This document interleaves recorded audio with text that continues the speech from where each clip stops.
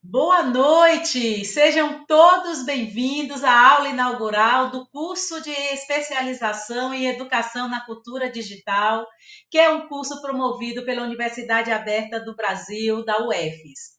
Este curso, ele tem o objetivo de contribuir com a formação de professores, formação de recém-egressos da universidade, também tem o objetivo de problematizar como estamos pensando e como estamos construindo conhecimentos, pensando e construindo conhecimentos a partir das mídias sociais. Então, hoje, nesse momento assim que abre o nosso curso, nesse momento em que nós estamos pela primeira vez, porque esta é a primeira turma que constitui o curso de especialização em educação na cultura digital, né? É muito importante para a gente marcar que este curso ele é um curso que veio do coração do Grupo de Estudos e Pesquisas em Multiletramentos, Educação e Tecnologias, a sigla é GEPLET, da UFES. Então, é um curso que é transversalizado, né, pelas pesquisas realizadas por professores universitários, por pesquisadores do mestrado, pesquisadores do doutorado, do PPGEL, que é o Programa de Estudos Linguísticos da UFES, do PPGE, que é o Programa em Educação da UFES, e também do Profiletras na UFES. Também por professores da educação básica, por estudantes da graduação, que juntos estão pensando como os estudantes, né, de todas as esferas educativas podem compreender as tecnologias como construção de conhecimento e compreender também as tecnologias como linguagem. E hoje nós já estamos felizes com a quantidade de pessoas que nós temos aqui. Estamos aqui observando no nosso chat que nós estamos tendo os estudantes que fazem parte do curso, que muito nos alegra ver vocês todos aqui.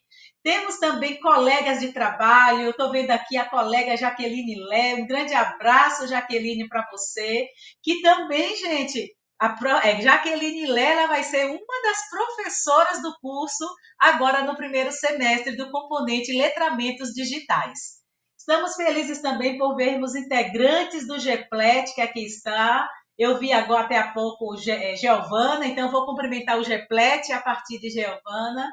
E é muito bom, né, a gente sextar juntos, né? E neste momento eu gostaria de abrir aqui com um poema bem pequenininho, né? Um poema de Cecília Meirelles, quando ela diz assim, que a vida só é possível reinventada, né?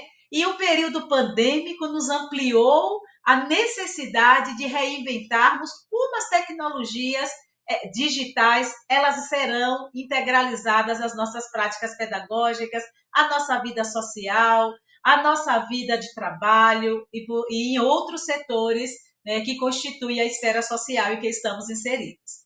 E, com essa alegria, nós vamos ter hoje a presença, né, da nossa professora Mônica Fantin, que vai estar falando sobre mídia e educação no ensino e o currículo como prática social. Daqui a pouco eu vou apresentar a professora Mônica Fantin, que eu sei que vocês estão querendo saber, mas primeiro eu queria dizer que ela é uma grande parceira do nosso grupo de pesquisa, é uma grande amiga e uma grande pesquisadora, que muito tem contribuído para a nossa formação. Então, para que nós possamos começar, gostaria de pedir a vocês também que fale, se identifique, diga de onde você é. Você é de um grupo de pesquisa? De qual grupo de pesquisa? Diga. Né? Você é do curso de especialização? Se você é do ECD, que é o curso de especialização, também diga que você é do curso de especialização. E como nós estávamos falando aqui no início, com a professora Mônica Fantin, quando estávamos ainda nos bastidores, nós contextualizamos que o nosso grupo, né, do curso, nós temos professores de várias partes do país. Eu já vi aqui que tem pessoas falando, olha, eu sou de São Paulo, né? Eu já vi aqui, muito obrigada a todos pelo boa noite, que essa noite seja maravilhosa, uma noite de grandes discussões, de grandes aprendizagens e estabelecimento de redes, tá? Então, se você é de um grupo de pesquisa, diga de qual grupo você faz parte, né? E aqui nós temos a professora Jaqueline Lé, que está dizendo que a pandemia nos obrigou a reinventar a nossa relação com as tecnologias.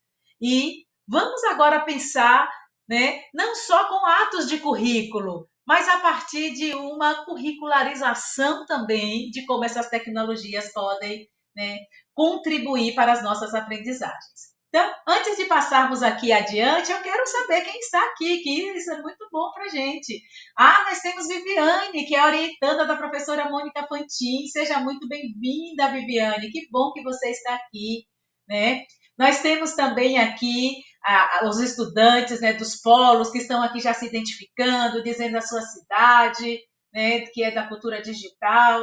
Nós temos aqui Vinícius, que também faz parte do curso e faz parte do grupo LEPEN. Vinícius, de onde é esse grupo? No contextualiza aqui para gente, que nós queremos saber essa rede. Giovana, que está aqui, que faz parte do GEPLET, né? E por aí vai, tá certo? Então, obrigada a todos pela presença. E nós vamos agora convidar mais uma pessoa que vai estar aqui conosco, né? Que é o estudante Pedro Márcio, que já está na tela, viu, Pedro? Eu nem avisei antes, mas você já está aí. Que Pedro, ele é o representante discente do curso de especialização na cultura digital da turma do edital 016. Né? Então, Pedro também vai dar boas-vindas a vocês, né, neste momento tão especial, que é o momento de iniciarmos um outro curso na UAB UERJ. Ok, boa noite, professora Úrsula, boa noite a professora Fantin, boa noite a todos vocês que estão em plena sexta-feira acompanhando a discussão. Isso é muito importante, isso é muito legal. Durante o nosso curso, nós vamos ter diversas discussões.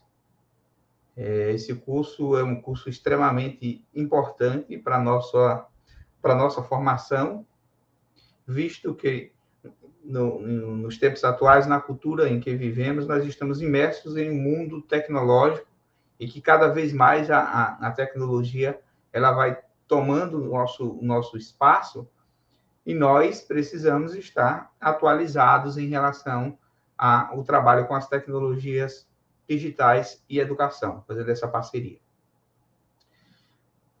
E a gente vai, nós vamos, durante esse nosso curso, conhecendo cada vez mais novas ferramentas para que a gente possa trabalhar e encontrar soluções para os diversos problemas que surgirão e soluções para os novos métodos de ensino que nós precisamos nos adaptar, porque os nativos digitais, eles estão em sala de aula e nós precisamos nos adaptar à rotina do dia a dia desses nativos digitais. Ok? Então, é um grande prazer estar com vocês, nós vamos estar juntos nessa jornada, e hoje nós vamos nos deliciar com a palestra da professora para começo de conversa, para a gente já começar a nos integrar no nosso curso. Ok? Então, eu vou estar representando o representante discente, e aí nós vamos conversando durante o nosso curso, pelo grupo de WhatsApp, no privado, enfim, para a gente tomar as nossas decisões juntos. Inclusive, nós temos no nosso grupo de WhatsApp, estamos com um link no qual vocês vão opinar que tipo de trabalho de conclusão de curso que a gente quer para o nosso curso. Se a gente quer artigo, se a gente quer monografia. Então, vão lá e deem o voto de vocês. Entrem lá no grupo do WhatsApp, está lá o link. Eu também enviei um e-mail para vocês. Então, olhem as caixas de e-mail de vocês. Eu enviei com esse link para que a gente faça essa votação e a gente decida em grupo qual será o tipo ou os tipos de TCC que a gente quer fazer juntos. Então, sejam muito bem-vindos ao curso de especialização em educação na cultura digital e vamos caminhando juntos, tá certo? Obrigada, Pedro. Boa noite. E agora, né, nós vamos Aqui já colocar na nossa tela a professora Mônica Fantin. Tudo bom, professora? Como é que está? Oi, boa noite, tudo bem? Obrigada. Tudo, tudo jóia. Nós já temos aqui um outro conterrâneo. Temos Léo, que também é de Florianópolis, e ele diz assim: sou cria lá da UFSC do PPGE. Léo Nogueira, e ele está fazendo curso também de ECD. Olha que maravilha, mais um conterrâneo aqui, professora. Né? Temos também os estudantes do PPG, nossa, tem muita gente. Obrigada a todos aí pela presença. E quando nós estivermos escutando, ouvindo, nós vamos dialogar com a professora Mônica Fantin, porque acreditamos que o conhecimento ele se constrói, né, de uma forma coletiva. Se torna necessário, né, que é importante que você pergunte, que você conte sua experiência, né, que você apresente, né, a um autor que você leu e achou importante para a discussão. Faça isso no chat, que nós vamos estar também levando as suas perguntas, as suas inquietações, né, as suas vivências para que dialogar com a professora Mônica Fantin também, tá bom? Então aproveite o chat para ser um momento de estabelecimento de redes de aprendizagem e redes de afeto, tá? Então faça a sua pergunta e coloque aí a sua provocação, que após a fala, a professora Mônica Fantin estará muito feliz em poder contribuir com essas questões que vocês vão postar aí para a gente. Então, eu gostaria agora de apresentar a professora Mônica Fantin, né, para que vocês conheçam um pouco mais. Primeiro, eu já disse para vocês que ela é uma grande pesquisadora e é uma grande referência no tema que é o nosso tema de hoje, que é a mídia e educação no ensino e o currículo como prática social. Né? Eu conheci a professora Mônica Fantin justamente a partir da produção intelectual que a professora tem. Né? E ao ler esse texto que ela vai apresentar para vocês, eu fui atrás dela, mandei um e-mail e perguntei se a professora não poderia estar conosco em um outro programa de pós-graduação que eu trabalhava na época. Primeiro perguntando se poderia dar licença, né, de utilizar o texto dela em um curso de pós-graduação também em EAD, para que a gente colocasse no Moodle. E ela disse que claro que poderia. Aí fui ampliando aí, ó, o nível das perguntas e fui perguntar à professora, você poderia vir aqui também falar com o nosso grupo? E para minha surpresa, gente, a professora topou sair lá de Florianópolis e na época ir para Conceição do Coité, aqui na Bahia, né, que é uma cidade aqui do interior da Bahia, que fica ali perto de Serrinha, não sei quantos de vocês conhecem. A professora teve que sair de Florianópolis num dia e eu acho que chegou em Coité no outro, para vocês terem ideia de como foi longe. Mas a gente via a alegria da professora Mônica Fantin de estar conosco e discutir sobre temas tão relevantes para a educação. E a partir daí, as experiências boas, né? E as pessoas que produzem conhecimento relevantes para a educação, a gente não pode mais se desgrudar. E aí eu me grudei da professora Mônica, e a partir de agora, sempre que a gente convida, ela está conosco.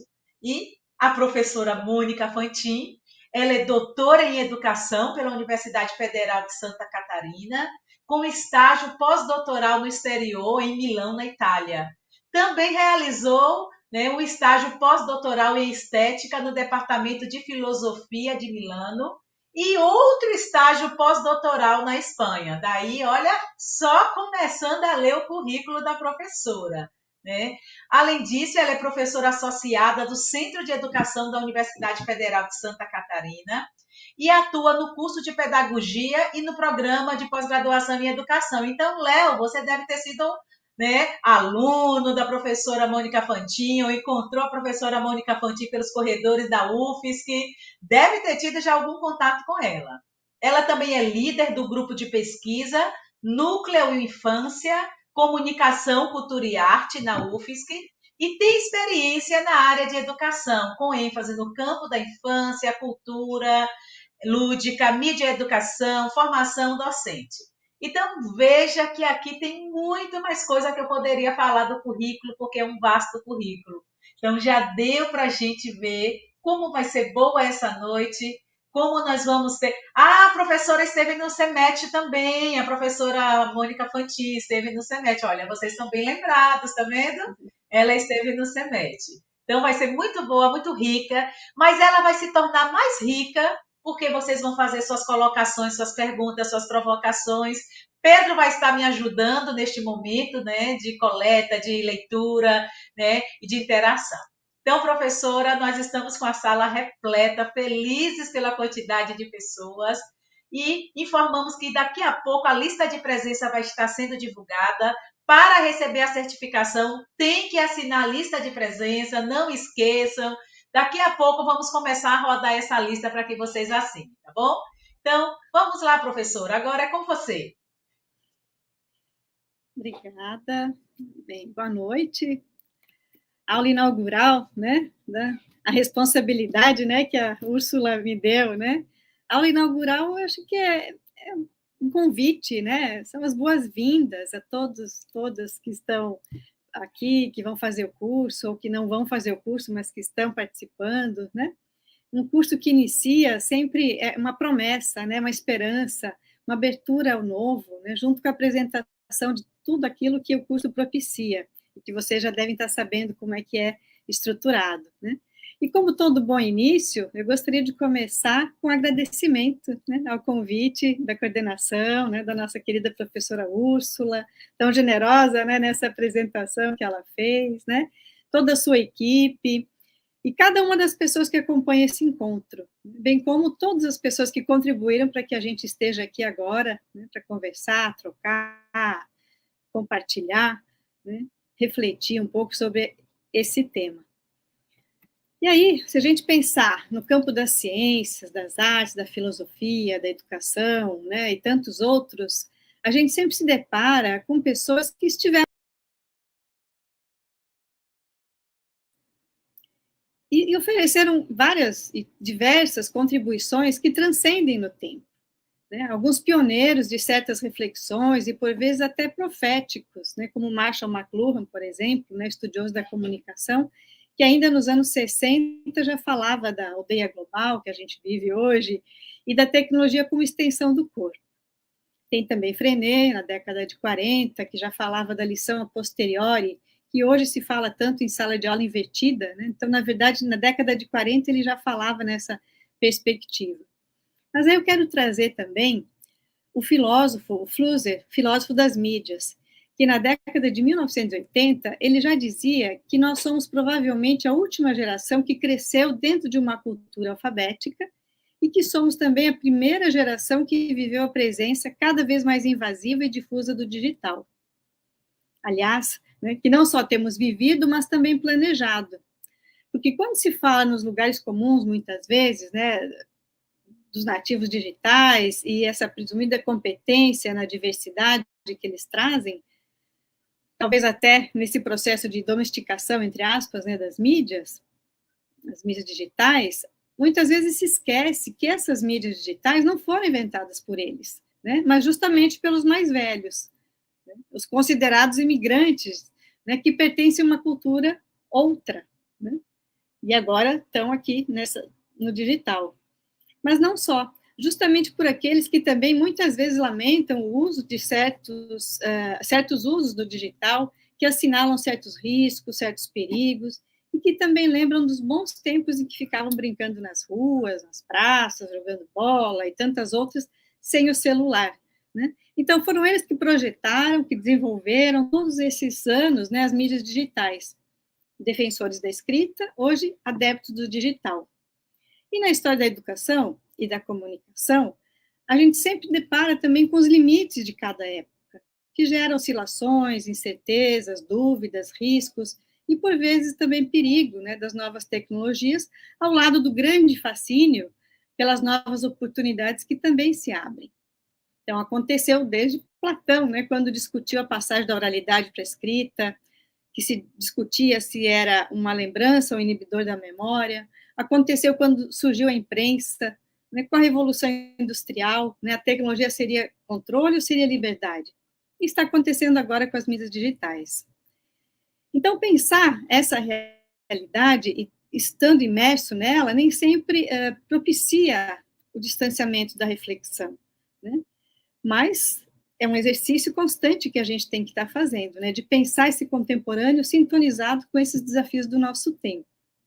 E aí, então, esse tema, né, da mídia educação no ensino e o currículo como prática social, eu vou abordar a partir de 2 aspectos, né, primeiro um pouco, algumas reflexões sobre a mídia e educação e no ensino, e depois o que a gente está entendendo, então, pelo currículo, né, como prática social. Bem, para contextualizar a mídia educação e mídia educação no ensino, a gente tem que começar primeiro a se perguntar sobre as nossas relações com as mídias e as nossas práticas culturais e midiáticas, dentro desse fenômeno, né, da comunicação, e, sobretudo, a partir das dimensões críticas, éticas e estéticas. E aí, pensando um pouco na ordem do dia, entre aspas, né, selecionei algumas notícias que estão, né, fervilhando aqui nesses últimos meses, até semana, para depois a gente pensar o que isso tem a ver com o currículo. Por exemplo, ChatGPT não é solução para nada, mas grande desafio para os educadores. Na educação, ChatGPT não estimula o pensamento crítico. Inteligência artificial divide a opinião dos artistas. Os algoritmos são conservadores e nossa liberdade depende de que nos deixem sempre imprevisíveis. A inteligência artificial e a democracia para desenhar um diálogo em que os humanos e máquinas negociem cenários aceitáveis para aproveitar o melhor de ambos os mundos. Enfim, tem uma série de, né, notícias, de manchetes que a gente, né, pensa e lê e se depara todo dia sobre, por exemplo, né, plataformas da internet estão destruindo a democracia, né, já dizia a Nobel da Paz ainda no ano passado. E mais da metade da população parece estar desistindo de ver, ler, ouvir notícias de tão ruim que frequentemente a gente se depara, né, provocando sentimentos ruins, uma sensação até mesmo de desesperança. E isso instiga a pensar o que essas notícias, então, têm a ver com educação e com mídia educação. O que tem a ver com a formação de crianças, jovens, professores e professoras? Tudo, né? Porque a gente tem que sempre se perguntar que crianças, que jovens que estamos formando, a quem estamos endereçando as nossas produções, as nossas reflexões, que mundo a gente está construindo e deixando como herança presente e futura para essas gerações de hoje em devir. E quais os saberes, as práticas culturais, as competências mediáticas que crianças, jovens estão construindo hoje em suas relações um com os outros, nas suas relações com as mídias, tecnologias, com todos os artefatos e dispositivos da cultura digital. Ainda mais nesse momento, né, da pós-pandemia, como muitos estudiosos dizem, né, que a gente ainda convive com o vírus num processo que está se tornando endemia. Mas, enfim, como estamos mediando a mídia, as redes, as fake news, as polarizações, a desinformação, e tantos outros na construção dessas práticas responsáveis do ponto de vista ético, estético, e, sobretudo, mais recentemente, essa discussão pautada pela inteligência artificial na perspectiva da cidadania, porque é essa perspectiva que nos interessa. Então, para além desses determinismos que muitas reflexões trazem, né, esses desafios que a gente precisa enfrentar, do ponto de vista da educação e da perspectiva, né, da mídia educação, porque hoje, como o Floride diz, a gente está vivendo, né, uma quarta revolução, que a infosfera não está apenas transformando o mundo, mas sintetiza, né, um manifesto que ele fala da expressão on-life, que é difícil definir quando a gente está on ou offline, porque estamos sempre e cada vez mais conectados. Então, como desnaturalizar certas ideias e trazer outras reflexões sobre essa cultura digital, articulando, sobretudo, essas aprendizagens no âmbito informal e formal, que transcende, né, a escola, os espaços da escola, desde as vivências espontâneas, familiares, os amigos, os interlocutores do dia a dia, sem a necessidade de educar, até essas perspectivas não formais, né, que ocorrem fora, então, da escola, na mídia, nos museus, nos eventos, nos diferentes espaços, instituições, com diferentes intencionalidades, né? E, claro, a educação formal, estruturada e sistematizada na escola. E é no atravessamento desses âmbitos que a gente situa essas práticas mediáticas e culturais, buscando articular essas aprendizagens formais e informais, dentro dessa perspectiva de ampliar esses saberes. Provavelmente, a gente se perguntar, né, para as crianças, para os jovens, como que eles aprendem, ou qual é o jeito que eles mais gostam de aprender, a gente vai ver que essas mídias, essas tecnologias vão estar muito presentes.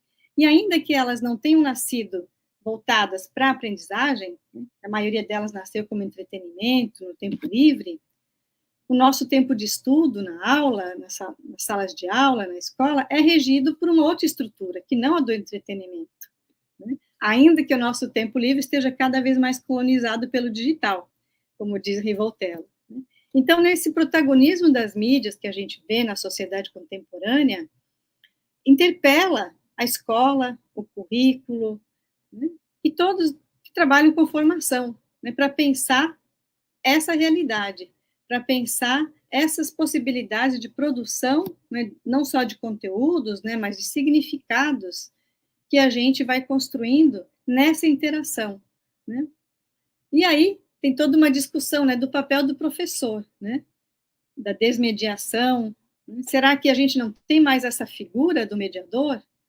Por exemplo, os influencers, os youtubers, os bots, as buscas refinadas que determinados dispositivos possibilitam a partir do controle dos nossos dados de acesso, seriam o quê?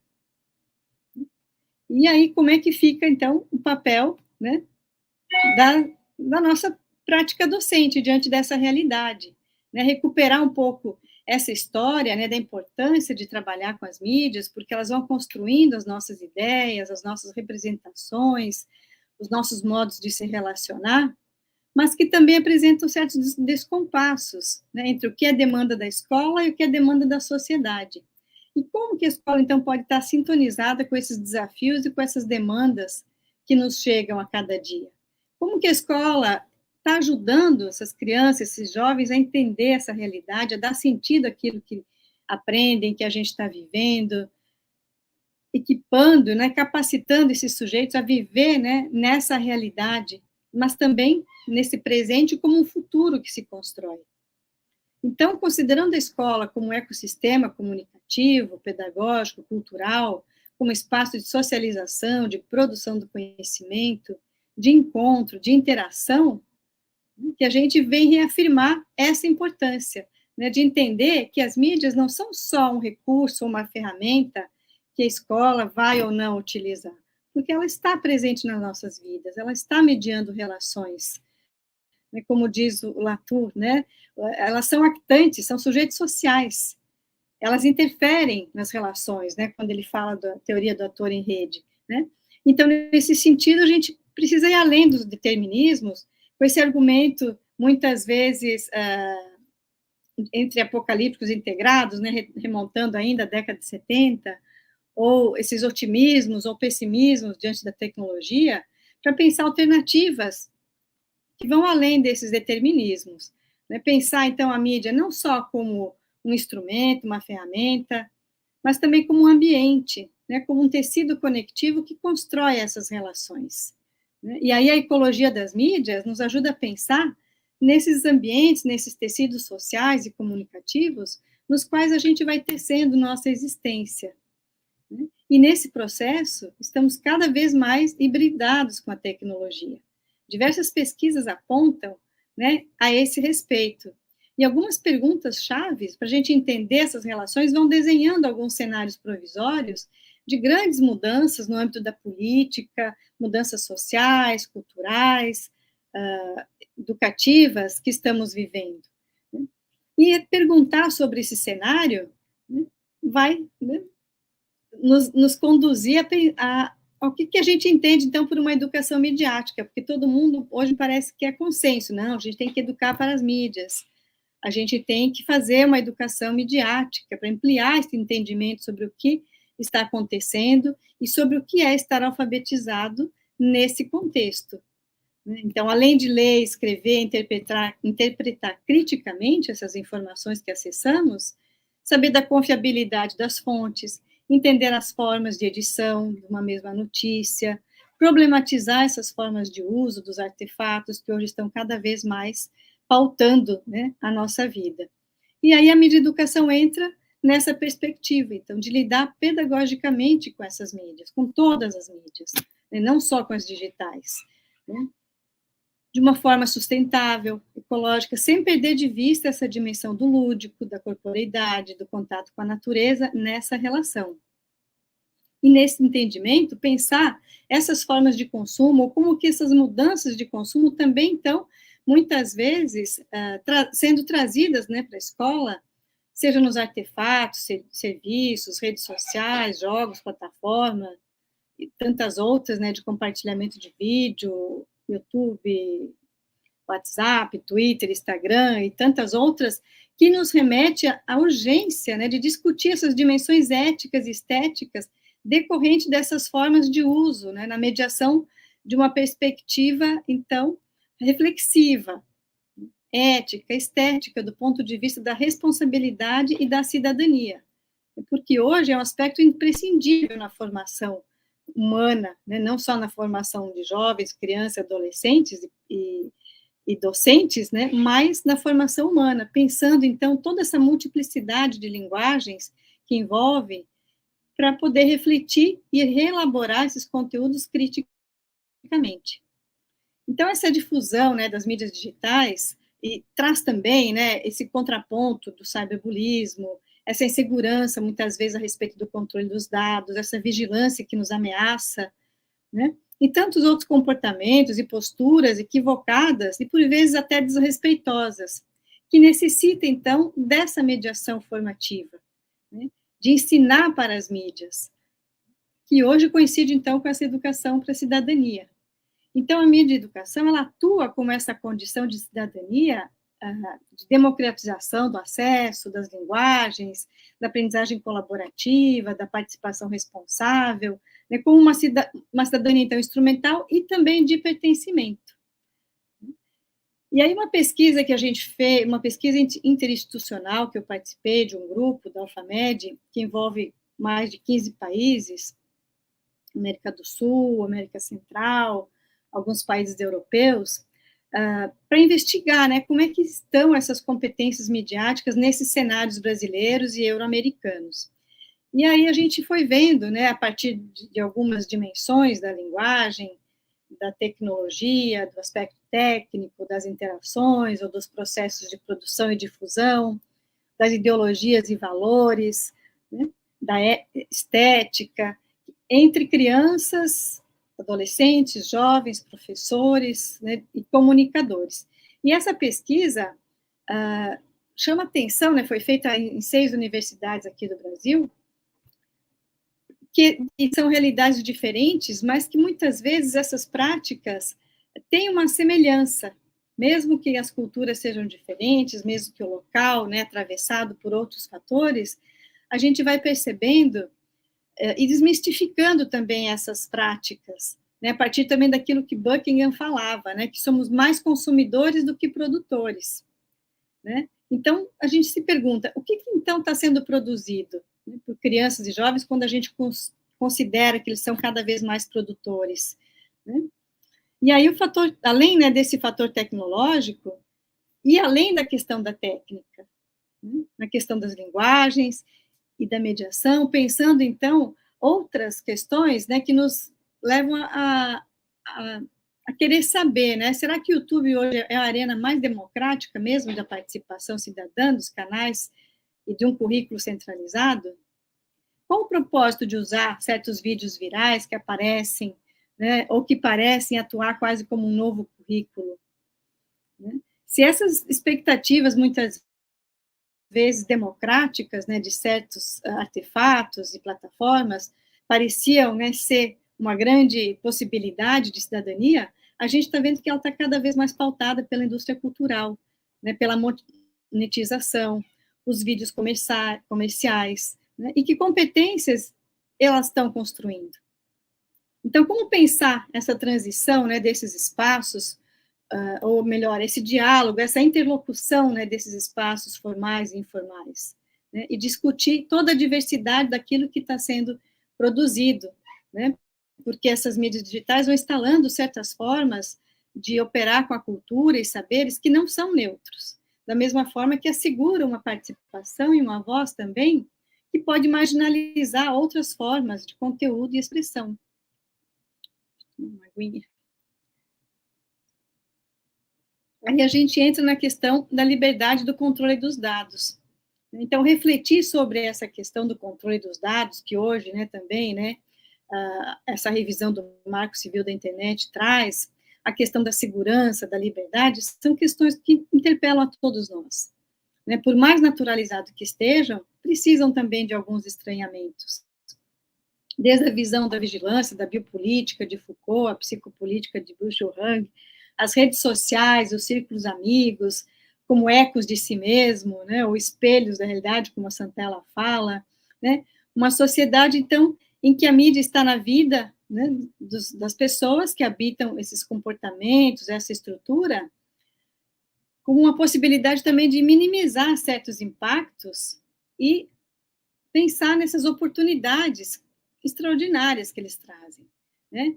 E isso abre a oportunidade, então, para a gente focalizar justamente essa questão da cidadania digital, que não deve ser pensada só como um problema de uma literacia, né, funcional, ou de um conhecimento básico em informática, mas precisamente numa questão ética, no sentido etimológico do termo, né, que se refere a um ethos, a uma esfera de valor, né, do comportamento, da inteligência de ação, de uma sabedoria prática. E nessa realidade que a gente convive, né, com esse protagonismo dos dados, o papel dos algoritmos, a quantificação, né, dessas figuras de ação econômica, política, social, a escola teria muito o que dizer e a fazer, né, para desenvolver justamente o pensamento crítico diante dessas práticas. Né? Então, fornecer, né, criar possibilidades dos estudantes, cidadãos, né, de hoje, de amanhã, para que tenham ferramentas para escapar, entre aspas, né, das garras desse capitalismo da vigilância, como diz Zuboff, né, problematizando essa questão da liberdade do controle. E hoje essa questão necessariamente passa pela discussão da regulação das mídias, da internet, e do capitalismo dos dados, das plataformas, dos algoritmos, a inteligência artificial generativa, né? Aliás, a gente está vivendo, né, uma polêmica muito grande sobre essa semana, né, sobre algumas imagens que foram geradas pela inteligência artificial, né, de Trump preso, por exemplo, que viralizaram, né, em testes, e que logo foram suspendidos diante das implicações, né? Então, mais uma evidência, né, que a inteligência artificial já ameaça também o nosso conhecimento de verdade. Porque se antes a gente atribuía um critério de verdade às imagens, né, hoje as imagens geradas com inteligência artificial vão concretizando um debate que há muito tempo vem sendo feito, né, o impacto que essas tecnologias generativas terão, né, têm e terão no universo da desinformação, por exemplo. Né? Então, tem um potencial tremendo, mas também tem um contraponto, né, que precisa ser discutido. Né? Até porque, né, como diz o Marcum, né, será preciso que nós, seres humanos, coletivamente, revisemos o nosso pacto com a verdade. Pois a imagem que antes era critério de verdade, hoje não é mais. Né? Ver uma foto, né, ou muito em breve um vídeo, já não serão mais instrumentos que garantem a verdade. E esse problema só vai crescer. Então, como que a gente lida com isso? Né? Tudo tão recente, né? Além desses aplicativos que surgem a cada dia, né, e outros que têm esse enorme poder concentrado nas grandes empresas, né, donas de plataformas de comunicação, que mais do que oferecer e disponibilizar conteúdos, escolhem, selecionam, dirigem e modulam nossas buscas a partir dos rastros que a gente deixa. Né? Então, a gente precisa urgentemente colocar essa perspectiva de uma educação para as mídias como uma peça fundamental desse pensamento crítico dos estudantes de hoje e das próximas gerações, né? Já que estamos até um pouco atrasados, né, diante dessa disputa, né, pela restituição da verdade. E se essa realidade, se esses discursos sobre a realidade, imagens, por vezes se confundem, como dizia Vátimo, não é mais possível distinguir um do outro.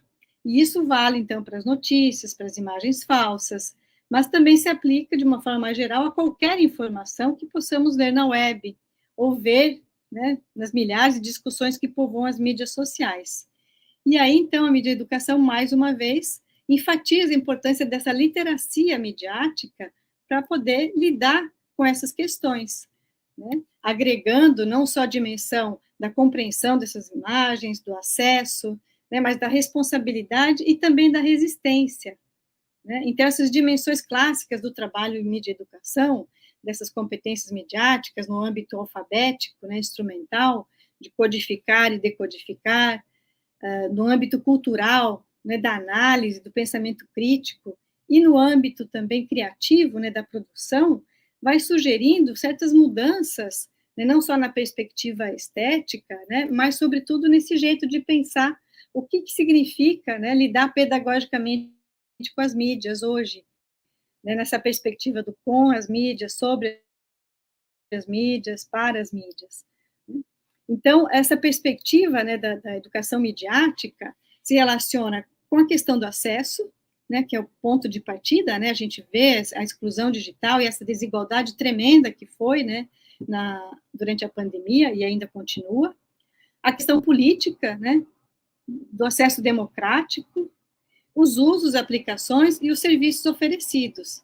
Então, essa cidadania mais ampla, que envolve esses dispositivos de sensibilidade, esses valores da democracia, da cidadania ativa, né, com a redução de certas lacunas, tem que estar presente, né, nos nossos currículos, nas nossas práticas, na escola, né? Então, esses estudos, essas relações e os níveis de participação online, que vão trazendo também um novo conceito, né, de pensar como essas literacias são dinâmicas. Por mais que a gente tente trabalhar essas competências no âmbito da linguagem, da técnica, da ideologia, dos valores, as literacias vão se modificando também a partir daquilo que vai sendo produzido, né, e modificado na própria sociedade. Então, esses objetos vão trazendo, né, sempre são espaços, né, de interesse, de investigações, das práticas, das políticas de aprendizagem, da educação, que traz um novo interesse, entre aspas, pela materialidade na educação, que nos leva a considerar esses objetos, essas tecnologias, esses dispositivos, como espaços de atores sociais, né, verdadeiros protagonistas, algumas vezes, e coadjuvantes noutras dessas práticas e políticas educativas. Então, o desafio de entender essa sociomaterialidade, que vai permitir, né, uma visão mais complexa e intensa dessa vida educativa dentro e fora da sala de aula, pois os objetos de consumo não são separados da vida, eles fazem parte dela.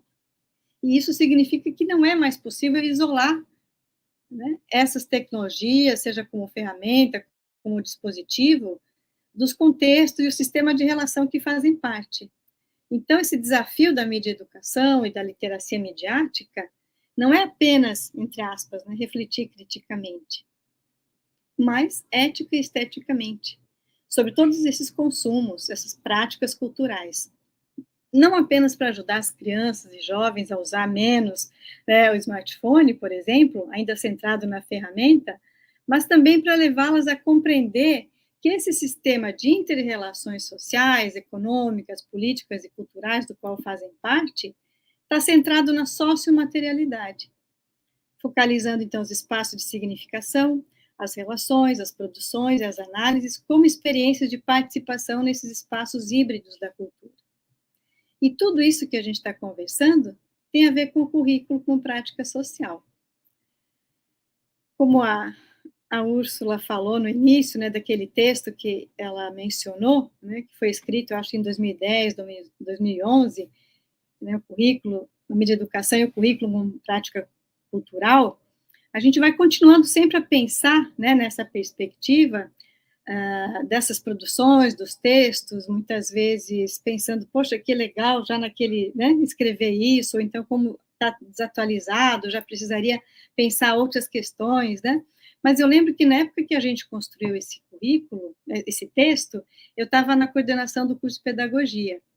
E a gente tinha sido implantado um currículo recentemente, e a minha gestão deveria reavaliar essa implantação do currículo, que tinha sido, né, uns 3, 4 anos antes. Aí a gente criou toda uma dinâmica de trabalho com grupos, comissões de professores, estudantes, servidores, num processo democrático que foi transcendendo gestões de coordenação, porque currículo também é disputa, né, de poder, de território, e no fim demorou quase 12 anos, entre idas e vindas, até chegar numa reorganização curricular, né, do curso de pedagogia da UFSC. Então, cada gestão que mudava, parecia que começava do zero esse processo. E acho que vocês conhecem bem, né, do que eu estou falando, né, quantas gestões, muitas vezes, né, desconsideram tudo que foi feito, né, antes de chegar. Então, parecia assim, um eterno recomeço, né, os conteúdos iam mudando, mas, apesar de cansativo, foi um processo extremamente educativo. E tudo isso me fez perceber que o currículo nunca está pronto e acabado. Quando a gente termina um processo de elaboração, e quando vai pensar nesse processo de implantação, parece que já está precisando se atualizar. E eu acho que é isso mesmo, né? Currículo é vida, e vida é movimento.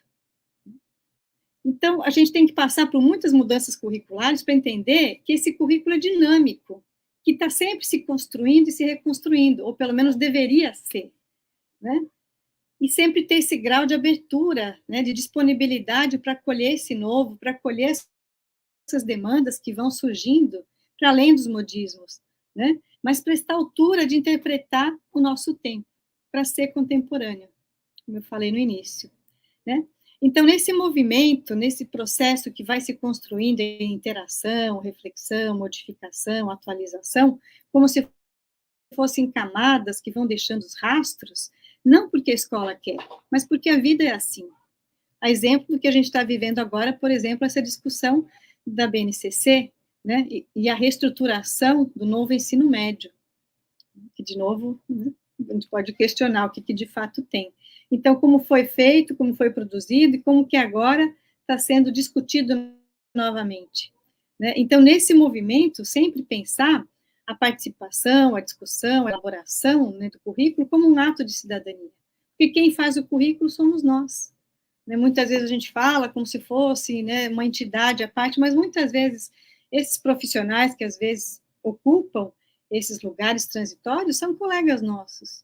Né? Então, quem que faz o currículo? E como é que a gente participa? Então, a importância também de recuperar, né, aquilo que alguns autores falam como didática da memória, né, que é importante conhecer a história, né, não só para saber, para contextualizar, né, mas, sobretudo, para contar e para significar essa história.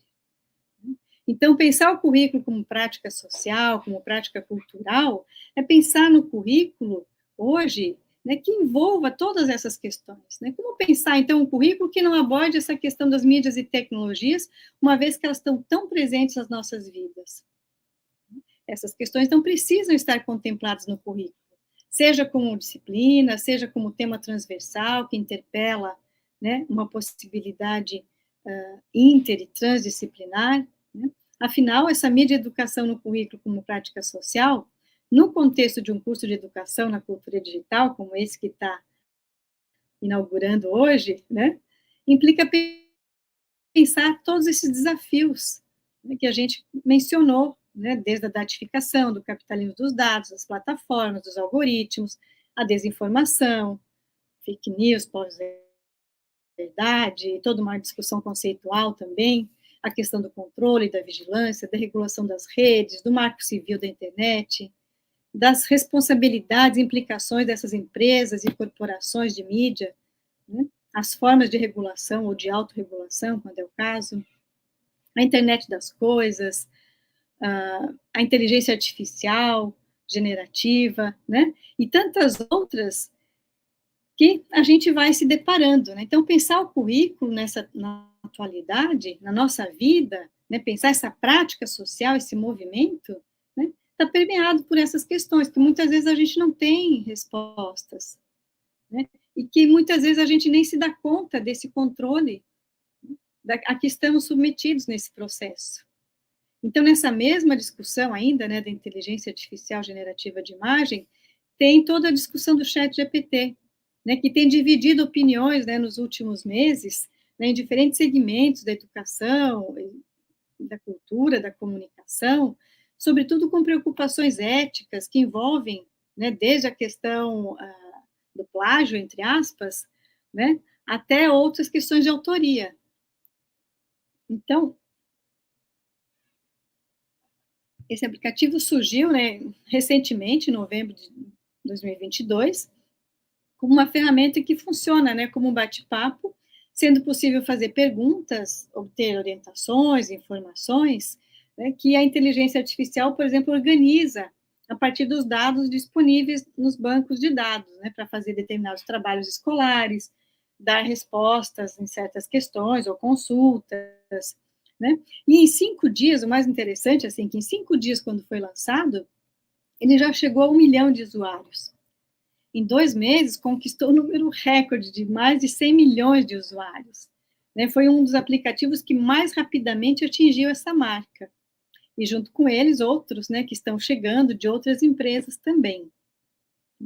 E essa discussão toda tem suscitado, né, essa nossa reflexão, e o Nelson Preto, numa entrevista recente, né, que é um estudioso do âmbito da cultura digital, ele fala, né, que o ChatGPT nada mais é do que compilar de forma rápida uma quantidade de informações já disponíveis na internet, e que isso não teria um trabalho criativo significativo. E ele alerta que os problemas que ele traz, de certa forma, já eram existentes, né, com outras tecnologias, né, que é a questão da produção de conteúdo, né. Então, ele chama atenção, né, para pensar que esses algoritmos são desenhados, na maioria das vezes, por homens brancos espalhados pelo mundo, né, e de uma maneira mais efetiva, né, concentrados no Vale do Silício, né, nos Estados Unidos, e que estão, né, promovendo, assim, selecionando, né, essas manifestações, muitas vezes associadas com preconceitos, com racismo, com o que está sendo conhecido até como racismo algoritmo, né? Então, quando a gente está enfrentando toda essa discussão, né, já vem uma outra perspectiva, numa outra dimensão, que precisa também ser refletida, né, que nos desafia a entender e a pensar como que esses recursos podem ser introduzidos na formação do ponto de vista educativo, né, da mídia educação, né? Claro que ele não vai ser a resolução dos problemas, né, porque esse desafio, né, da introdução na tecnologia, ele sempre acontece, né, numa escola que esteja antenada, que esteja sintonizada com o tempo em que vive, né? E nesses processos formativos, se ele for incorporado de forma não crítica, como muitas vezes acontece com certos modismos, a gente vai estar fazendo mais uma reprodução, né, e abrindo mão de uma grande reflexão de vários recursos, né, tecnológicos disponíveis. Então, o que se discute quando vai substituir, né, o papel do professor, da professora, é plágio, ou esse uso da ferramenta, não é? Né? Para alguns estudiosos não configura plágio, porque elas só disponibilizam todo esse conteúdo que está, né, nos bancos de dados numa outra construção, né? Mas agora, esse risco, entre aspas, né, da substituição docente, que domina muitas vezes a discussão, nos leva a perguntar, né, qual é o tipo de professor, de professora que vai ser substituído. Se a gente está falando, né, de uma educação só como transmissão de conteúdo, como pergunta, resposta, como envio e recebimento de conteúdos e informação, certamente essa tecnologia e outras, né, vão trazer muitos desafios. Então, para aquele professor, para aquela professora que só perguntam para o aluno responder sem uma reflexão crítica, sem conhecer o aluno, sem conhecer esse contexto, essas tecnologias apenas vão exacerbar e potencializar todos os processos educacionais já centrados no conteúdo de pergunta e resposta. E esse tipo de profissional da educação, né, que já se sentia também ameaçado com outras tecnologias quando entraram na escola, né, não é esse profissional que a gente defende, né? Então, se for alguém que só transmite conteúdo, certamente será substituído. Mas não é essa educação que a gente almeja. A gente busca, né, uma educação que seja autoria, né? Professores, estudantes que saibam pensar, que saibam criar, que saibam interpretar essas realidades, né? Então, esse desafio de estar incorporando, quando a gente fala, né, do currículo que está sempre se atualizando, como incorporar certas práticas sem essa reflexão? Então, são vários níveis, né, de estudo que a gente também precisa entender. E essa perspectiva ecológica da mídia educação, que implica, então, essa possibilidade de trabalhar pedagogicamente com todas as mídias, né, ela também vai envolver essa construção de outras ferramentas, de artefatos, para que os estudantes, professores, se apropriem também dos algoritmos, até para a produção de conhecimento, né, do conhecimento crítico, criativo, né? E para isso a gente precisa, então, de uma escola e de um currículo que se abra para essas questões. Uma escola que seja, né, um centro de cultura, que tenha uma infraestrutura, que trabalhe com a diversidade de recursos, né, que ofereça os diferentes espaços para acolher esses estudantes, esses espaços de interação, além de biblioteca, espaços de videogame, de arte, de teatro, de esporte, áreas verdes, um centro vivo, né, que vibra, né, com a presença das pessoas que estão pensando sobre o mundo, né? E ainda quando eu defendi a minha tese de doutorado, já há alguns anos, né, em 2006, eu já apontava um pouco essa discussão, na época eu chamava, né, Escola Estação Cultura, né, numa alusão a esse movimento de estação, de quem chega, quem vai, quem está sempre em trânsito, né, nessa analogia do movimento, né, e da passagem, sempre conectada, sempre trazendo e dialogando a arte, a educação, a ciência, a filosofia, esporte, tecnologia, e que hoje muitos estudiosos também apontam, né, quando fala também mudar o currículo, pensar o currículo como prática social e cultural, que está em movimento, pensar também essa escola, né, porque pensar esse presente que a gente vive desenhando futuros, né, também a gente está desenhando sonhos, né, a partir das nossas histórias, das nossas subjetividades, mas ligada por um compromisso maior, um compromisso com a formação humana, com a vida, né, e a nossa vida depende sempre, e cada vez mais, e sempre depender do meio ambiente. Então, como pensar também essas questões, né, que interpelam a nossa vida no planeta, interpelam essa dimensão da corporeidade. Eu sempre digo e trago, né, Merleau-Ponty para dizer, não é que temos um corpo, somos um corpo. E como é que está esse corpo nesse espaço? Como é que está esse corpo no currículo? Né? É um desafio, né, para a gente também se posicionar, não só na escola, no currículo, mas no mundo. Então, falar em mídia educação e currículo, né, como prática social, é pensar todas essas questões, né, até porque, como Rivoltella já dizia há mais de 10 anos, hoje não daria para, quer dizer, ele sempre falava, né, que não dá para pensar a educação sem pensar nessa perspectiva da mídia educação, e que cada vez mais a educação viraria, ou a mídia educação viraria a própria educação. E aí, estou quase finalizando, trazendo também uma entrevista do Paulo Freire, já que a gente falou em didática da memória, né, trazer alguns fragmentos da história para a gente pensar, uma entrevista que ele deu ainda no início dos anos 1980, e que foi posteriormente publicada no livro Educar com a Mídia, em que ele dizia que uma das coisas mais tristes para o ser humano é não pertencer ao seu tempo. E fazia referências, né, ao uso do rádio, da TV, até das novelas e dos consumos culturais, né, também da importância de conhecer para criticar, né, à luz de certos princípios da formação. E é uma observação de um teor pedagógico imenso, né, pois significa assumir, para aqueles que fazem educação, para o professor, para a escola, essa necessidade de ser contemporâneo a respeito do próprio tempo, né? Pois não tem sentido fechar-se ou isolar-se, né, no mundo que está em movimento, né? Diante de tantos confrontos, dos desafios do digital, a gente não pode fazer de conta que isso não existe, né? A gente estaria, então, fora do nosso tempo.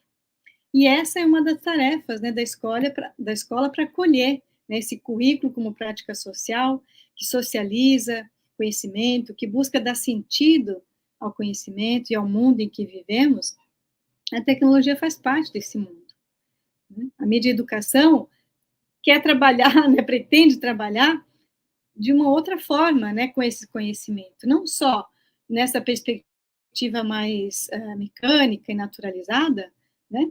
Mas com significado, como a gente viu, por exemplo, recentemente na pandemia, né, que impôs, né, de certa forma, esse ensino remoto, online, nas escolas, colocando em evidência não só a falta de uma cultura pedagógica já consolidada e radicada nessa inexperiência, né, de muitos docentes, nesse fazer, nesse usar as potencialidades das tecnologias, diante de todas as desigualdades que a gente viveu, mas que o modelo que triunfou foi a videoconferência, como a gente está aqui, né?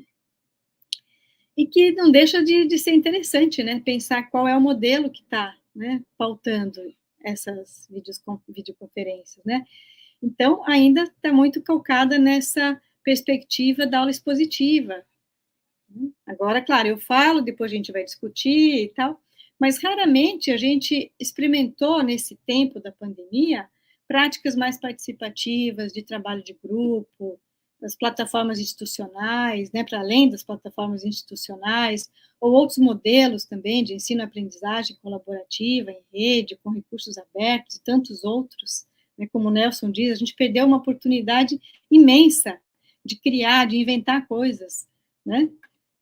E também continuamos a fazer as contas, né, dos horários, os cálculos, os tempos presenciais, como se a gente pudesse realmente medir, né, ou se essa aprendizagem pudesse ser medida em horas, dias, semanas, quando a gente sabe que a construção do conhecimento e a construção de significado nem sempre é imediata, né, não está sempre, né, no instantâneo. Muitas vezes a gente demora um tempo de elaboração, né, e esse tempo também faz parte desse movimento do currículo, né, da mídia educação. Então, pensar a mídia educação no currículo como prática social e cultural nos impõe esse desafio de repensar também esse modo de fazer educação, de fazer escola. E nesse momento histórico, né, de início de um curso, como a gente está vivendo aqui agora, né, vocês, né, estão sendo acolhidos nessas boas-vindas, né, de um curso que inicia e com ele toda aquela garra, aquela esperança, aquela alegria, né, que a professora Úrsula trouxe, me parece que é uma bela ocasião para a gente experimentar. Então, muito obrigada. A gente continua essa conversa agora. Nossa, e aí, gente, quanta coisa para a gente discutir, como pensar esse currículo como prática social nos faz caminhar por vários espaços, né? Perceber várias acontecências que estão nesse movimento das culturas digitais e que são reverberadas por elas, hein? É coisa que a gente precisa pensar antes, né? Não é só pensar em incluir as tecnologias em sala, numa forma, né, em um pensamento técnico instrumental, mas a partir dessas tecnologias, quais as construções de sentido, quais as construções de conhecimento que elas têm nos proporcionado a nós, professores, e como nós podemos mediar com os nossos estudantes, né? Porque primeiro eu estou vendo aqui os comentários, estou vendo como as pessoas estão assim, né, implicadas com essa discussão, falando alguns relatos de suas experiências, das dificuldades que têm enfrentado, né, nas suas escolas, nos seus espaços, para que as tecnologias digitais sejam vistas como algo do espírito do nosso tempo, né? É visto como espírito do tempo do aluno, mas como se não pertencesse ao professor, né? Então, muito importante essas reflexões, quando a professora Fantin fala também de Nelson Preto. Eu acho que tem algumas pessoas aqui que podem não conhecê-lo, né, por ser de outros estados, mas ele é baiano, ele é professor da UFBA, pelo menos mora na Bahia, não sei se é natural da Bahia, mas é professor da UFBA, né, e ele tem discutido sobre isso há muito tempo, né, tem pensado essa questão de não apenas da inclusão da tecne, né, a inclusão do equipamento, mas dessa inclusão como o do estudante para essa construção de conhecimento e não ser só consumidor desse conhecimento, como a professora Mônica Fantin também nos falou aí, né? E para isso, eu vou usar também, professora, já que você usou Nelson Preto, algo que Nelson Preto estuda e gosta muito, precisamos hackear, né, esses sistemas para que chegue à população, para que os estudantes eles possam sentir-se pertencentes a, não só como consumidores, mas como produtores de conhecimento também, né? Muito boa a sua fala. Olha, só elogios, são tantas emoções que só dá a gente e Roberto Carlos essa hora, né? De tantas emoções que nós temos aqui. Mas eu vou fazer aqui para a gente tecer esses diálogos que nós não podemos perder. Eu vou colocar aqui algumas provocações que os estudantes fizeram. Algumas eu vou tentar, algumas foram em forma de perguntas, outras em forma de realmente digamos assim, de ratificação do dito, né? Então eu acho que a gente poderia começar a partir daí. Eliane Souza, ela nos fala aqui a respeito da foto, né, do Papa que foi produzido pela inteligência artificial e as discussões em torno dela, como evidenciam questões básicas mais fundamentais relativas a essa necessidade. E esta semana eu estava lendo, não li assim completamente, mas estava lendo uma parte de uma manchete que estava no UOL.com, que as grandes corporações já estão pensando que a inteligência artificial também tem que ser limite, né? Que precisa ter esse limite para a inteligência artificial.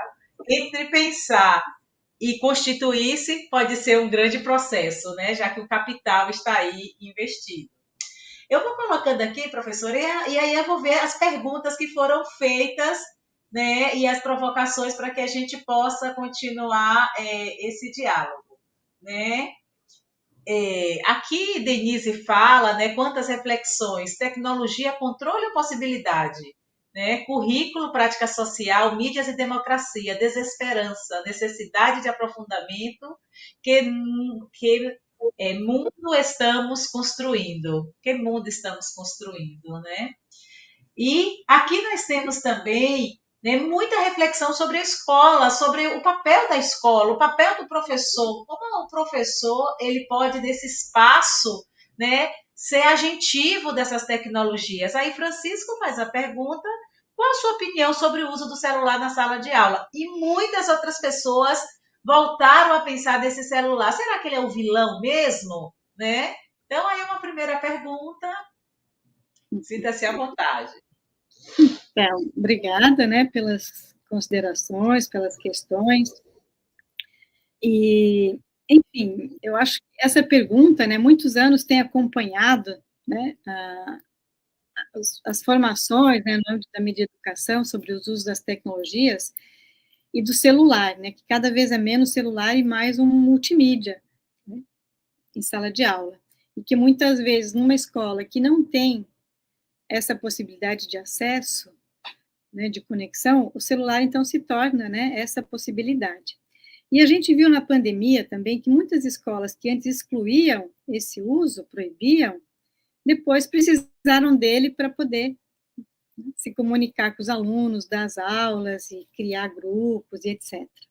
Então, a gente vê que são várias as nuances e as possibilidades de uso, né, do celular, né, sobretudo, porque ele tem um potencial tremendo, né, que a gente pode utilizar tanto para pesquisa como, né, muito comum, né, para comunicar, né, mas também ele vai, dependendo da forma como é utilizada, ele pode até desviar desse foco que a gente quer trazer, né, dessa perspectiva mais educativa do uso do celular, né, porque ele é uma distração, né, e hoje a gente vê cada vez mais a dificuldade que a gente tem de estar nesse aqui e agora, né, porque a gente está sempre com o celular na mão, sempre de olho, né, na máquina, e muitas vezes não está imerso inteiro nessa situação, né, e com isso a gente perde e deixa de viver uma série de questões que o presencial possibilita, porque a gente está conectado e fazendo outras coisas, né. Então, como negociar esse uso do celular em sala de aula para aquilo que a gente quer, né, e discutir isso com os estudantes. E, claro, que é muito difícil, porque também a gente vê, né, mesmo nos outros níveis de ensino, o quanto, se ele potencializa, ele também, né, como eu falei, distrai, e é muito chato você falar com alguém que está ali só no celular, né? Então, como pensar essas atenções flutuantes, esses diferentes usos, para aquilo que a gente quer? eu acho que tem que fazer um combinado com os alunos, com os estudantes, sobre essas potencialidades, né, o que ele ajuda, né, na aprendizagem, mas no que também ele atrapalha. E aí tentar negociar esses combinados com o grupo, né? E ainda mais, assim, uma das questões que a gente viu e vê, né, desses registros, muitas vezes, não autorizados, né, que são usados depois como chantagem ou para coerção, né, então isso tem que ser discutido, né, se vai fotografar, se vai filmar, pedir, né, autorização, não pode sair compartilhando tudo que vê, tudo que fotografa, sem a pessoa estar autorizada, e aí vem toda aquela questão, ter autorizado, né, então vem toda aquela questão que eu falo da dimensão ética do uso dessas tecnologias, né, porque eles estão ali, eles fazem parte da vida. Proibir, por proibir, sem uma conversa, não vai ser educativo, não vai ser pedagógico. Então, como pensar, né, essa possibilidade de negociar esses tempos, talvez, de uso do celular, ou quando está fazendo determinada atividade, então agora vamos pegar o celular, vamos pesquisar tal coisa, agora não, vamos deixar de lado, agora é outra coisa, agora a gente está aqui, vamos conversar, vamos pensar, né, sobre outras coisas. Então, assim, não tem um modelo, uma regra que seja válida para todos os contextos, para todas as relações, né, e todas as propostas pedagógicas. Mas eu acho, assim, que com a formação, com bom senso, com sensibilidade, né, e, sobretudo, com esse olhar, né, crítico para esses nossos próprios usos, né, do quanto a gente está sendo colonizado também por esse tempo, né, do celular, pode ser também discutido com eles, por que não? Né? Então, eu acho que, assim, mesmo na pandemia, a gente viu usos né, dessas tecnologias que possibilitaram trabalhos muito legais, né? Então, por que não pensar nessas possibilidades? Junto, claro, né, com os riscos, com os dilemas e essas negociações que tem que ser sempre feita, né, conforme cada grupo. Estou sem o som. Isso, eu fechei aqui para não ficar com ruído e esqueci. Desculpa, gente. Tem uma pergunta aqui de Caio, né? Professora, como pensar mídia e educação frente às desigualdades socioeconômicas, sobretudo no Brasil pós-pandemia? O acesso ainda não é democrático, infelizmente. Pois é, né? Essa é uma questão que interpela, né, justamente a mídia e educação por ser uma possibilidade de assegurar essa desigualdade, assim, de assegurar ou de minimizar essa desigualdade. É quando a gente trabalha com crianças, com jovens que não têm esse acesso fora da escola, a escola é a possibilidade de fazer isso, né? Então, ela vai oportunizar esses usos. Por isso que eu acho que, assim, ela também, né, tem essa dimensão democrática, né? Quando a gente fala da cidadania, do acesso, é justamente nessa perspectiva. Não só de suprir, né, uma realidade que não possibilita isso, mas talvez de minimizar. É. Me fez lembrar, né, de Anísio Teixeira, outro baiano, né, que uma citação dele, quando ele dizia assim, que a escola deve proporcionar aos filhos dos pobres aquilo que os ricos têm em casa, né? Então, isso em que época, né, gente? Há mais de 50 anos, né? Imagine agora a gente pensar nessa questão das tecnologias digitais, né? Então, vamos Úrsula, aqui. a minha Oi, rede aqui está dando que eu estou com problema na conexão. você está ouvindo? A gente está te ouvindo. Aqui está Professora, você aparecendo uma está nos mensagem ouvindo? para mim de instabilidade da rede, não sei. Mas a gente está te ouvindo. Você está Sim, conseguindo me ouvir? Pronto. Né? Tá, A tô. gente já está aqui Se de nos repente cair, daí finalmente. você já sabe, né? Tá avisando aqui que está instável a rede. Pronto. Mas já está quase acabando, ela vai segurar só mais um pouquinho, né? Só mais um pouquinho. A gente está tendo aqui muitas mensagens de parabenização, excelentes reflexões, ótimas proposições, né? Muito mesmo. Todo mundo aqui dizendo como é importante, né? Pensar no início de um curso de especialização, que penso a formação do professor, a formação continuada do professor, investir nessa temática, né?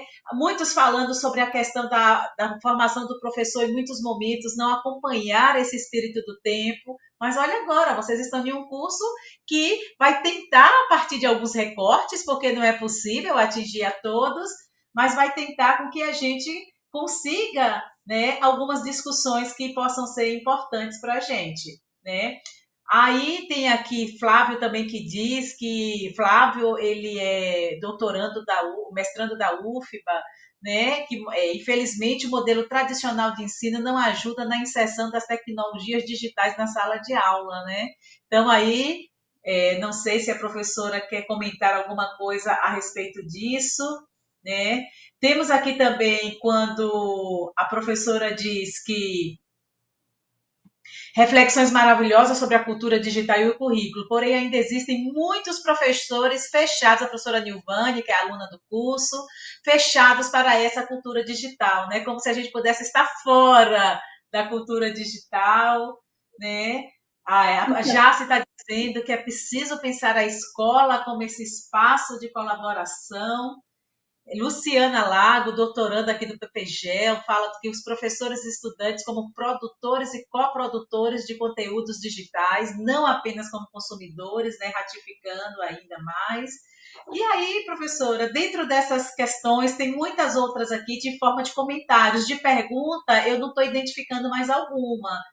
Né? Ver se alguém fez alguma pergunta que eu não coloquei, copia e cola, coloca lá no finalzinho para que eu possa voltar, mas eu vejo aqui que tem muitos comentários, né? Aqui um comentário também. sobre, agora eu não lembro quem que fez ali, falando da questão da dificuldade, né, de implantação ou de trabalhar nessa perspectiva na escola. E o Vani? Também porque na nossa formação, nos cursos, né, de formação universitária, também não trabalho. E aqui realmente é um desafio, porque muitas vezes a gente fala só da criança, lá da ponta, ou fala do fracasso escolar e tantas outras dificuldades, sem pensar, né, que quem está formando esses professores somos nós, né? Então, como que os cursos, os currículos, né, dos cursos de licenciatura, de pedagogia e tantos outros estão contemplando isso nos seus próprios currículos?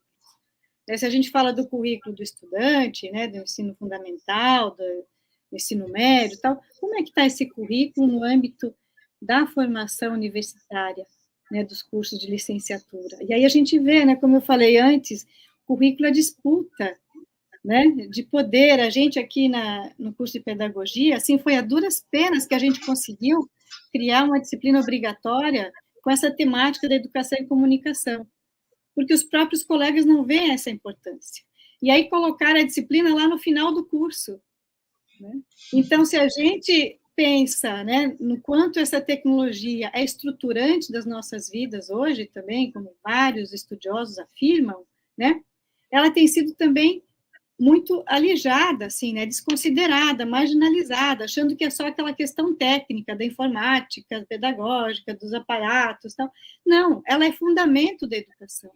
Pensar a educação e comunicação como um fundamento da prática, tão importante quanto a filosofia, a sociologia, a psicologia e tantos outros, né? Então, claro que quanto antes você começa a discutir isso numa perspectiva transversal, você vai ver que ela transita por todas as outras disciplinas, não é uma coisa alheia, né? Então, pensar e afirmar isso sempre sabendo que você vai, né, muitas vezes encontrar resistências, né, e até mesmo oposições.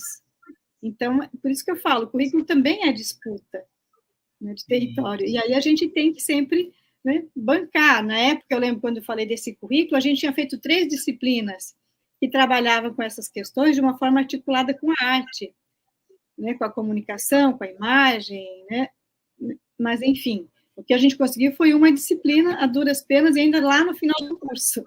Né? Daí, quando chega lá, os estudantes falam, mas por que a gente não fez essa disciplina no início?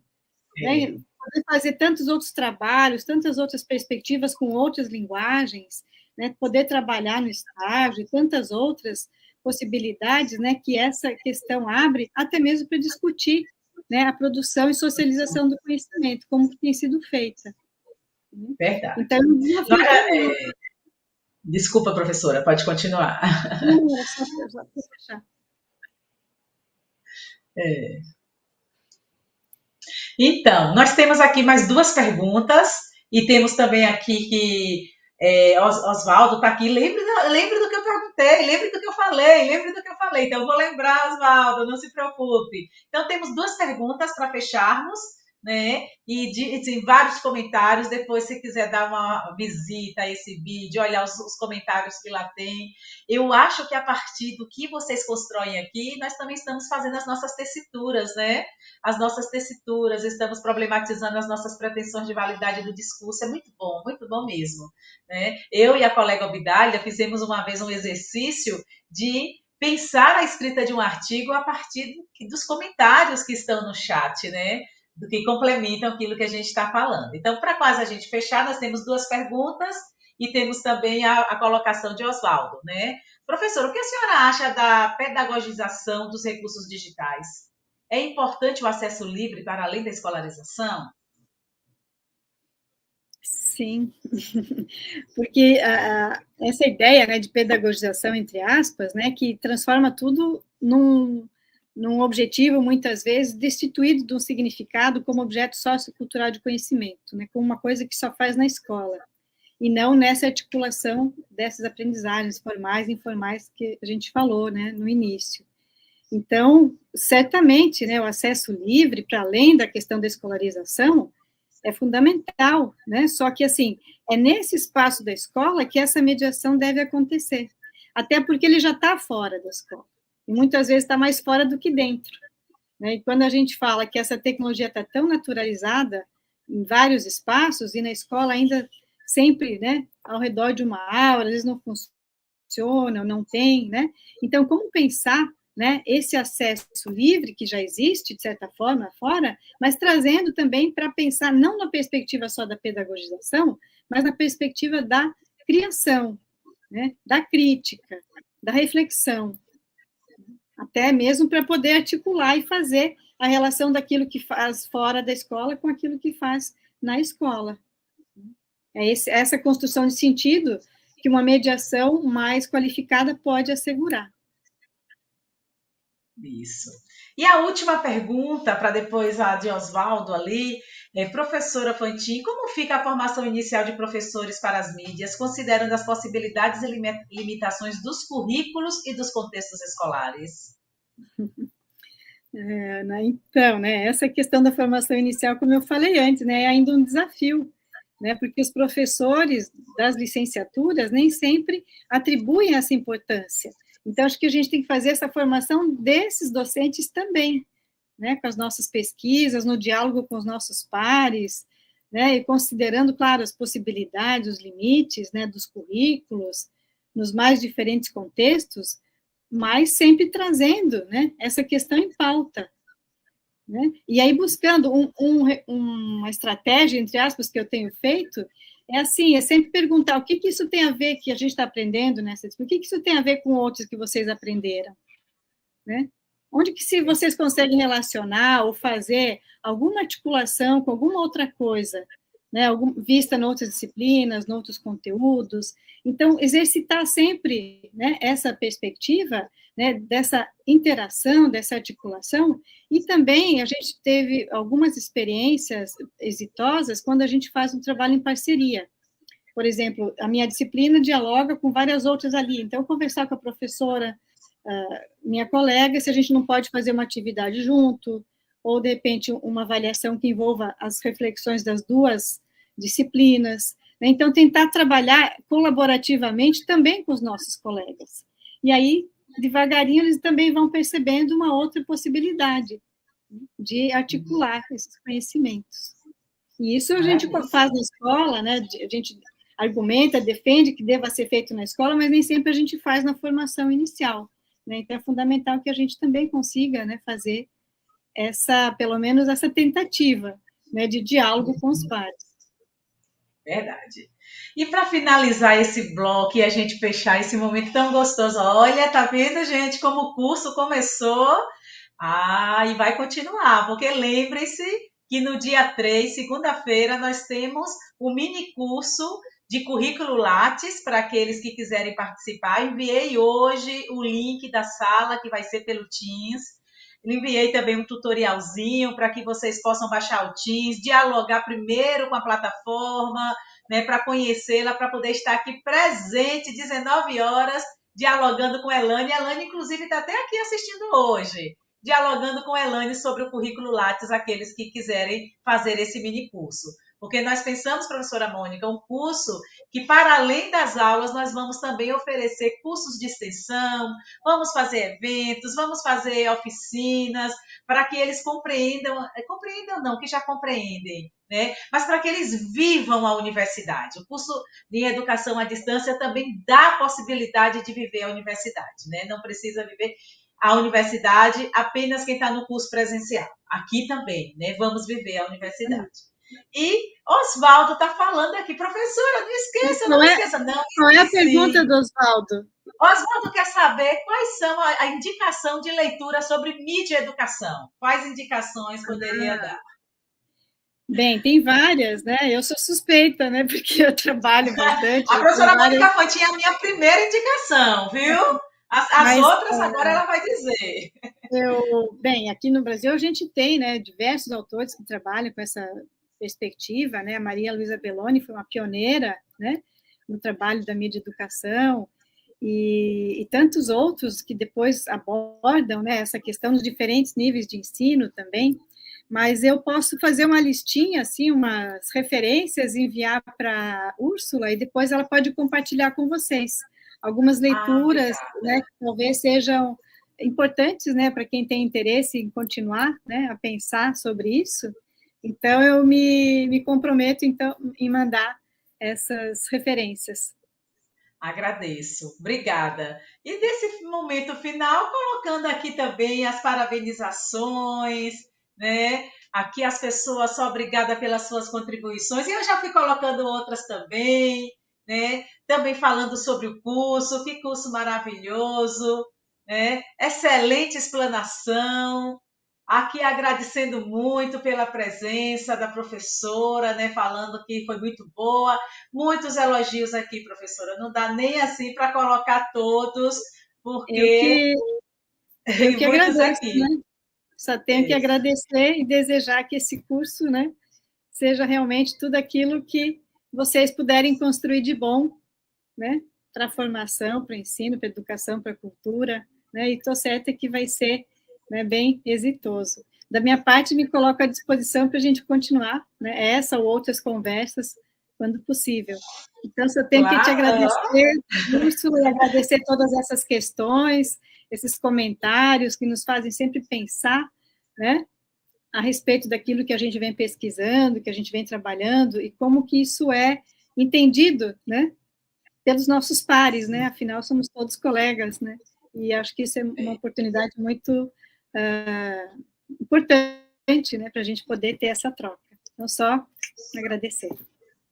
E eu também, assim, gostaria muitíssimo de agradecer. A colega Letícia Teles também está aqui. Eu acho que os estudantes também da professora Letícia compareceram. São alunos da UNEB, lá de Coité, professora, do curso de letras.